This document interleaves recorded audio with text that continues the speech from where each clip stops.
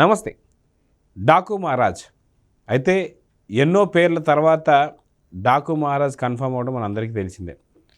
NBK 109 అనే working టైటిల్తో cinema ప్రారంభమై తర్వాత ఎన్నో టైటిల్స్ తర్వాత కన్ఫర్మ్ అయిన టైటిల్ డాకు మహారాజ్.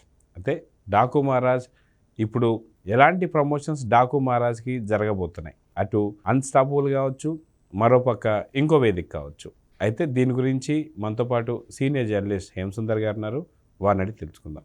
సార్ నమస్తే. నమస్తే అండి. సార్, డాకు మహారాజ్ ట్రైలర్ 2వ తారీఖు అని చెప్పేసి అంటున్నారు. అది కాకుండా డాకు మహారాజ్ సంబంధించి ప్రమోషన్స్ కూడా పెద్ద ఎత్తున జరగబోతున్నాయని సంగతి అర్థమవుతుంది. అదిగాక అన్స్టాపబుల్లో బాలకృష్ణ గారు హోస్ట్గా ఉంటున్నటువంటి తరుణంలో మళ్ళీ బాలకృష్ణ గారే ఏ విధంగా డాకు మహారాజ్ లాగా వస్తారు అంటే డ్యూయల్ రోల్ చూడొచ్చు అని చెప్పేసి అనుకోవచ్చా? అన్స్టాపబుల్లో సెకండ్ రిలీజ్ కాబోయే డాకు మహారాజ్ ట్రైలర్ పై అంచనాలు ఎలా ఉన్నాయంటే ఏం చెప్తారు? ట్రైలర్ అఫీషియల్గా రిలీజ్ కాబోతుందని అఫీషియల్ వార్త వచ్చింది. నాగవంశీ గారు వెల్లడించారు. సితారా ఎంటర్టైన్మెంట్స్ వాళ్ళు తీసిన సినిమా కాబట్టి 2వ తారీఖు ట్రైలర్ వస్తే ఈ సినిమా మీద హైప్ మరింత పెరుగుతుంది. ఇప్పటిదాకా మనకేంటంటే గ్లిమ్స్ ఇలాంటివి చూసాం. ట్రైలర్ అంటే సాధారణంగా షట్టర్ సోపేతంగా విందులాగా ఉంటుంది. అసలు డాకు మహారాజు సినిమాలో ఏం అంశాలు ఉంటాయి, అసలు డాకు మహారాజు ఎలా, లేదా అతని పాత్ర పేరు సీతారామ, ఇలాంటి కొన్ని అంశాలు రివీల్ అయ్యే అవకాశం ఉంది. ఎందుకంటే సర్కార్ సీతారాం అనే టైటిల్ కూడా పరిశీలనకు వచ్చింది కాబట్టి పాత్ర పేరు ఏమైనా సీతారాం పాత్ర అనేది డౌటు. కాబట్టి డాకు మహారాజు ట్రైలర్ వస్తే దాని మీద హైప్ అనేది ఖచ్చితంగా పెరుగుతుంది. వాళ్ళు సినిమా ప్రమోషన్స్ని ప్లాన్ చేసుకున్నారు. జనవరి నుంచే స్టార్ట్ అవుతుంది. ట్రైలర్ నుంచి దీని ప్రమోషన్ వర్క్ స్టార్ట్ అవుతుంది. అందులో భాగంగా 2వ తారీఖు ఈ కార్యక్రమం ఉంటుంది. 4వ తారీఖున అమెరికాలో ఒక ఈవెంట్ నిర్వహిస్తున్నారు. అది భారీగా ప్లాన్ చేశారు. ప్రీ రిలీజ్ ఈవెంట్ అట్లా జరుగుతాయి కాబట్టి దాని తర్వాత 8వ తారీఖున ఆంధ్రాలో అది మంగళగిరి పెడతారా, విజయవాడ పెడతారా, ఈవెంట్కి చంద్రబాబు నాయుడు గారు వస్తారని, పవర్ స్టార్ పవన్ కళ్యాణ్ వస్తారనేది ప్రచారంలో ఉంది. ఇవన్నీ అలా ఉంచితే అన్స్టాపబుల్లో ఇప్పుడు బాలయ్య బాబుకి సంబంధించిన షో అన్స్టాపబుల్లో కూడా, ఎందుకంటే 3 సినిమాలు రాబోతున్నాయి కాబట్టి 3 సినిమాలకు సంబంధించిన మొన్న సంక్రాంతికి వస్తున్న టీం ఎట్టాగో వచ్చారు కాబట్టి ఇప్పుడు ఈ టీం కూడా దీనికి ప్రోమో రిలీజ్ అయింది. ఈ టీం కూడా అన్స్టాపబుల్లో కనిపించబోతున్నారు. సో అన్స్టాపబుల్లో డాకు మహారాజ్ టీంని ఎలా చూడొచ్చు అంటారు? అంటే ఓన్లీ బాలకృష్ణ గారు హోస్ట్గా ఉంటూనే వచ్చినటువంటి టెక్నీషియన్స్ని ఇంటర్వ్యూ చేయొచ్చు అని చెప్పేసి అనుకోవచ్చా?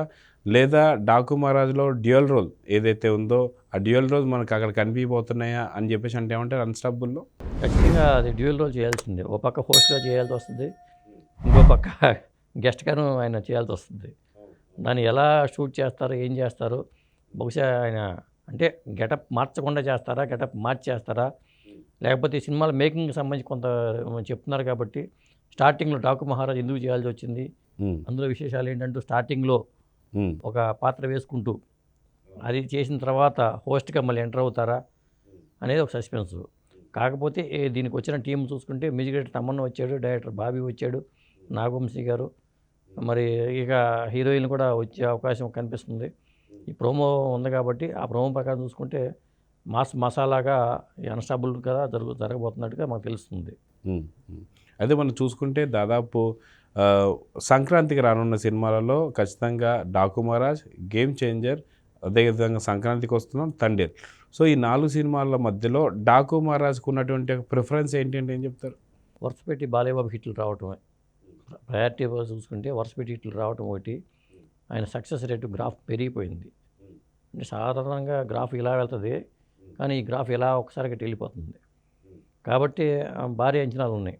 ఒక పక్కన గేమ్ చేంజర్తో ఈక్వల్గా డాకు మహారాజు పోటీ పడుతున్నట్టు అనుకోవచ్చు.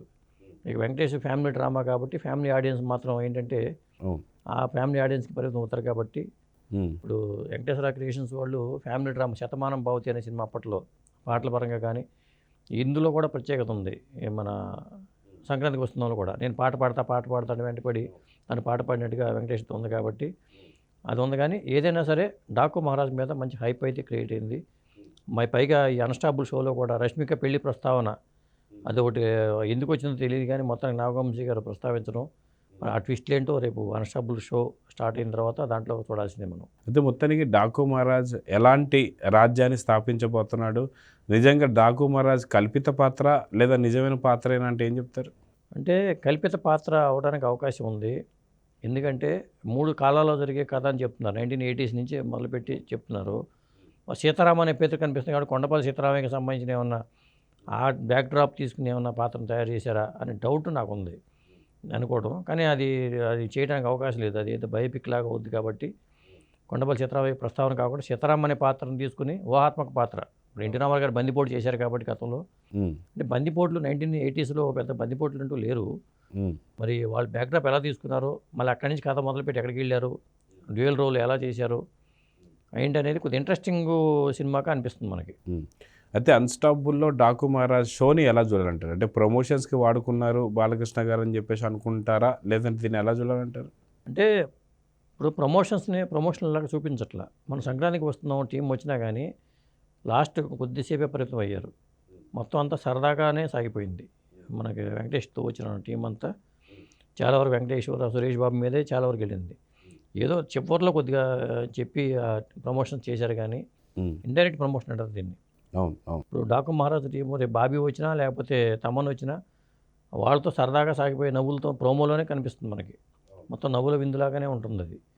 కాబట్టి అలా చూడాల్సింది తప్పితే ప్రమోషన్స్ లాగా చూడటానికి లేదు. ఈ మధ్యకాలంలో ఏంటంటే షోలకు కూడా ఇలాంటి వాళ్ళు కపిల్ శర్మ షోలకి లేకపోతే ఇట్లా అక్కడ హిందీలో కూడా అలాగే జరుగుతుంది కాబట్టి అందులో భాగంగానే వీటిని మనం చూడాలి తప్పితే వేరే రకంగా చూడకూడదు. చూద్దాం సార్, డాకు మహారాజ్ ఎలాంటి ప్రభంజనం సృష్టించబోతుంది సంక్రాంతి టైంలో అనేది చూద్దాం మరి. నమస్తే. నమస్తే.